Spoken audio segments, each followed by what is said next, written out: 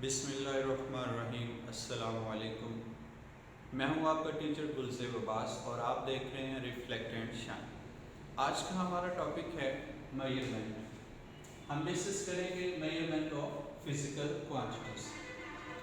सबसे पहले हमें पता होना चाहिए कि मेजरमेंट क्या है। हम फिजिकल क्वांटिटीज को डिफाइन करते होते हैं ऐसी क्वांटिटीज जिनको हम मेजर कर सकते हैं। तो मेजर करने का मतलब क्या है, व्हाट इज मेजरमेंट, तो ये आज हम डिस्कस करेंगे। मेजरमेंट हम कहते हैं it is the assignment of number, यानी किसी चीज को नंबर की न्यूमेरिकल वैल्यू देना to a characteristic of an event और ऑब्जेक्ट।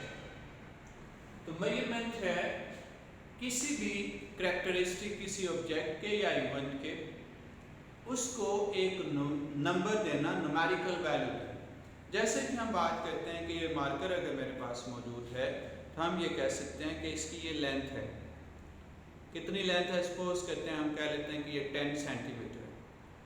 अब लेंथ इसका कैरेक्टरिस्टिक है और उसको नंबर हमने दे दिया 10 सेंटीमीटर। 10 बेसिकली क्या है, यहाँ पे नंबर है। तो ये जो प्रोसेस है इसी को हम कह रहे हैं मेजरमेंट। अब इसकी ज़रूरत और इसका स्कोप जो है ये डिपेंड करता है कि आप कौन सा डिसिप्लिन यूज़ कर रहे हैं या किस डिसिप्लिन में काम कर रहे हैं, या आपके पास कंटेंट कैसा है। आप अगर कंटेंट थ्योरेटिकल है, जैसे हम कोई ऐसे लिखते हैं या हम कोई स्टोरी लिखते हैं या इवन एप्लीकेशन लिखते हैं, तो ऐसे कंटेंट में ऑब्वियसली मेजरमेंट की ज़रूरत नहीं होती। लेकिन जब हम कैलकुलेशंस पे आते हैं, जैसे मुझे किसी चीज़ का एरिया कैलकुलेट करना है, मुझे वॉल्यूम कैलकुलेट करना है, या स्पीड मेजर करनी है, या टाइम किसी इवेंट का बताना है, तो वो हमारे पास फिर मेजरमेंट इन्वॉल्व होंगे उसके लिए। अब ये तो हमने देख लिया कि ये नंबर का देना है किसी भी इवेंट को। तो अब इसके लिए रूल्स क्या हैं, हम क्वांटिटी को, जो बेस क्वांटिटी है, उसको कैसे मेजर कर सकते हैं। तो हमारा जो अब इसमें नेक्स्ट चीज है वो है मेजरमेंट ऑफ बेस क्वांटिटी या physical quantity. The measurement of a base quantity involves two main step. इसके दो इंपॉर्टेंट स्टेप हैं, दो हिस्से हैं किसी भी फिजिकल क्वांटिटी को या बेस क्वांटिटी को मेजर करने के लिए। सबसे पहला इसमें है the choice of standard. Choice of standard unit भी कह सकते, चॉइस ऑफ स्टैंडर्ड कि एक स्टैंडर्ड बना लें। ठीक है, जैसे हमारे पास क्या है कि हमने ये मीटर रूल्स रखे हुए हैं, तो उसके ऊपर जो लेंथ है मीटर रूल की, तो हम कहते हैं कि ये 1 मीटर है।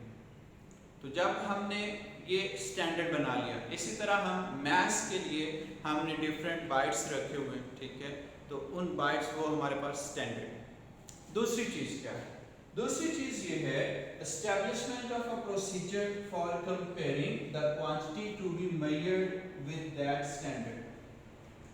आप क्या करेंगे, दूसरा स्टेप ये है कि हमने एक प्रोसीजर बनाना है, एक मेथड बनाना है कि जिस मेथड को यूज करते हुए हमने ये जो स्टैंडर्ड बनाया है, इसको यूज करने के लिए हम उस मेथड का इस्तेमाल करें और इस इस्तेमाल के साथ हम स्टैंडर्ड को कंपेयर कर सकें जिस क्वांटिटी के साथ हमने मेजर कर।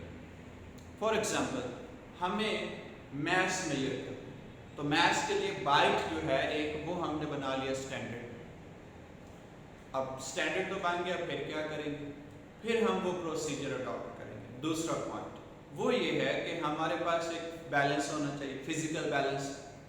अब फिजिकल बैलेंस जब हमारे पास मौजूद है तो हम क्या करेंगे, हम उसकी एक साइड पे उस पाइप को रखेंगे जो हमारे पास स्टैंडर्ड है, और उसके दूसरी साइड पे जो हमारे पास क्वांटिटी जिसको हम मेजर करना चाह रहे हैं वो रखेंगे। जैसा कि हम बात करते हैं शुगर की, चीनी की, तो हमारे पास अगर हमने 1 kg लेना है तो हम क्या करते हैं कि उसकी एक साइड पे 1 kg का बाइट रखते हैं और दूसरी साइड पे चीनी डालते जाते हैं। जब वो इक्विवेलेंट हो जाते हैं तो हम कहते हैं कि ये 1 kg आ गया।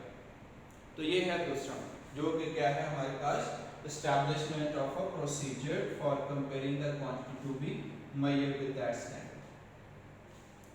अब आ जाता है इशू ये कि जो स्टैंडर्ड है ये कैसा होना चाहिए। स्टैंडर्ड तो ऐसा होना चाहिए ना कि जो हर जगह पे हम उसको इस्तेमाल कर सकें। तो क्वेश्चन रेज ये होता है कि what is an ideal standard. कि स्टैंडर्ड आइडियल क्या होगा, आइडियल स्टैंडर्ड जो है ये कैसा होगा।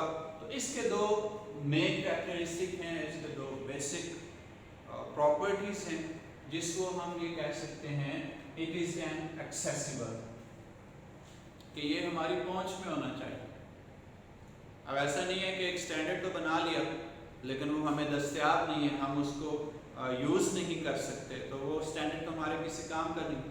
तो स्टैंडर्ड के लिए पहली जो इम्पोर्टेंट चीज़ है, उसकी जो कैरेक्टरिस्टिक है वो ये है इट इज़ एन एक्सेसिबल, इसको पहुंच में होना चाहिए, दस्तरस में होना चाहिए।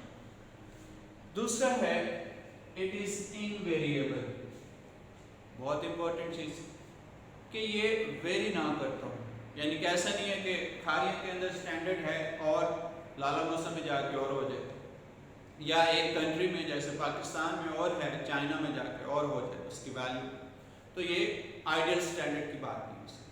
तो होता क्या है कि आइडियल स्टैंडर्ड के लिए दो चीज़ें, एक्सेसिबल है और इनवेरिएबल। तो स्टैंडर्ड्स जो हैं ये scientific association, scientific communities define करती हैं। जैसे हमारे पास इस वक्त मैथ्स 1 kg का जो स्टैंडर्ड है, 1 kg एज अ स्टैंडर्ड, वो फ्रांस में पड़ा हुआ, ठीक है। तो फिर क्या किया गया कि उसके साथ कंपेयर करके और स्टैंडर्ड्स बनाए गए जो डिफरेंट कंट्रीज में ऑल ओवर द वर्ल्ड उनको डिस्ट्रीब्यूट किया गया। अब हमारी पहुंच में भी आ गए और फिर उसके बाद इनवेरिएबल भी है। लेकिन ये दोनों जो हैं, ये दोनों रिक्वायरमेंट्स के एक्सेसिबल होना चाहिए और इनवेरिएबल होना चाहिए। तो ये कभी कभार ऐसा होता है कि ये एक दूसरे से मुतजाद चीज़ें हो जाती हैं, यानी पहुंच में तो होता है लेकिन वो वेरिएबल हो सकता है, या वेरिएबल तो नहीं है लेकिन हमारी पहुंच से बाहर है। तो फिर हमें कभी कभार जो है वो क्या करना पड़ता है, कंप्रोमाइज़ करना पड़ता है, ठीक है। तो ये था जी हमारा आज का लेक्चर, मुझे उम्मीद है आपको पसंद आया होगा। अल्लाह हाफिज़।